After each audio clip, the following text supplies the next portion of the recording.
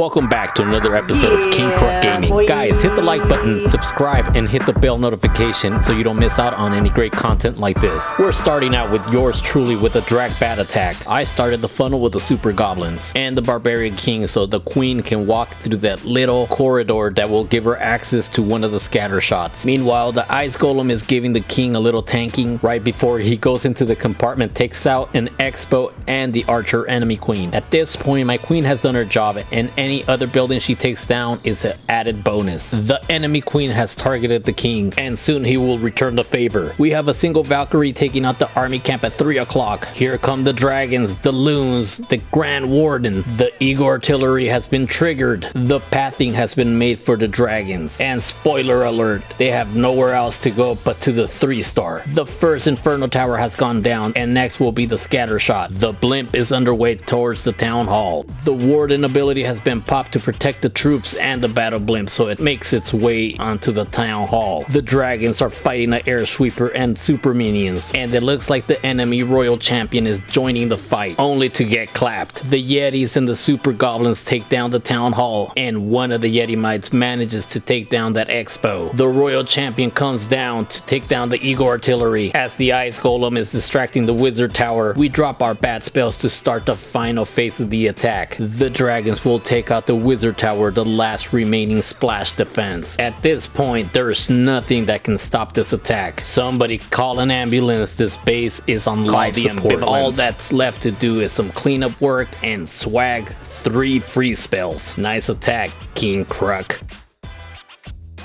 Up next, we have Adhim with the P.E.K.K.A. Smash. Instead of starting a warden walk, he's gonna do it with his queen. Adhim switching it up to confuse his opponents. He makes sure he takes down the air defense before placing the healers. There goes the Coco Loon, there goes the healers, the queen going towards 12 o'clock. And to further confuse his opponents, he drops an early battle blimp. Adhim foregoing the siege barracks in order to take down the eagle artillery early in the match. This was a very good idea. If he had used a warden walk, it would have taken him forever to take down the eagle artillery. As I always mention, the P.E.K.K.A. Smash is prone to time failure, and this would have been a perfect example of that. You see, not only does it take the warden a long time to take down a defense building like the eagle artillery and the other high HP buildings, but now at Town Hall 14, the upgraded builder huts make it more time consuming to take down a defense. In this specific layout, there was 2 builders fixing up the eagle artillery, so keep that in mind, guys, when you're attacking a base. Where are the builder huts located? Adhi has created a nice funnel, but unfortunately the queen is separate from the troops and the other heroes, and what the troops really need is the healers, which are stuck onto the queen. Fortunately, the rest of the army is not taking a lot of damage from the defenses. The queen is also able to defend herself without taking too much damage. They'll have to take down the hound in the CC, but there's plenty of troops, and with the poison it shouldn't take too much time. The queen is going toe to toe with the enemy queen. The town hall is doing a lot of damage, so he needs to freeze it, and the queen is stuck with the tornado trap she just triggered. He has no more free spells, so he has to be careful. Fortunately, he had his warden ability, and his army will go unscathed as they deal with the town hall. Now they have to worry about a scatter shot and a single inferno tower, and all he has left is a rage spell. He has his queen ability to deal with the 2 expos, and the king's ability will come useful as he approaches the single inferno. The spawn barbarians will hopefully distract the defenses as the big heavy hitters like the P.E.K.K.A. and the king take them down. We have a baby dragon and a minion doing cleanup work. The army is now inside the compartment of terror, and even though the defenses are putting up a fight,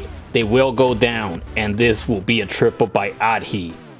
Up next, you guys know him, you guys like him, you guys grew up looking up to him. Mahan Arjmajput General Zaji. He's attacking using the mass Inferno Dragon army. Zod's already taken down an air sweeper, so his army will face less resistance as they make their way into the base. The king and the queen are continuing the funnel on the left hand side of the base. The Inferno Dragons and now the loons are moving into the base. Here comes the warden. He has a scaly spell distracting the scatter shot and the royal champion. He's popped the warden ability. He uses a free spell on the single Inferno that was targeted targeting his king. His queen is distracted on the hound. The Eagle artillery is about to go down, and he drops his battle blimp behind all of the troops. Hopefully it doesn't find any seeking air mines. The royal champion, armed with the unicorn, has joined the fight, and the very crucial single inferno in the core of the base has gone down. The Yetis are wrestling with the town hall right before they take it down, and he's forced to pop the queen's ability. He'll take down the elixir storage right before he takes down the enemy queen. There's still a lot of base to get through. Zod's nervousness is kicking in, but he knows where there's a will, there's a way, and there's no way he will go down without a fight. The skelly spells did a good job distracting the single inferno. The inferno dragons at 12 o'clock are doing cleanup work. The last critical defense, the scatter shot, has gone down to an inferno dragon. Zod's effort was not in vain. We can see this is a triple.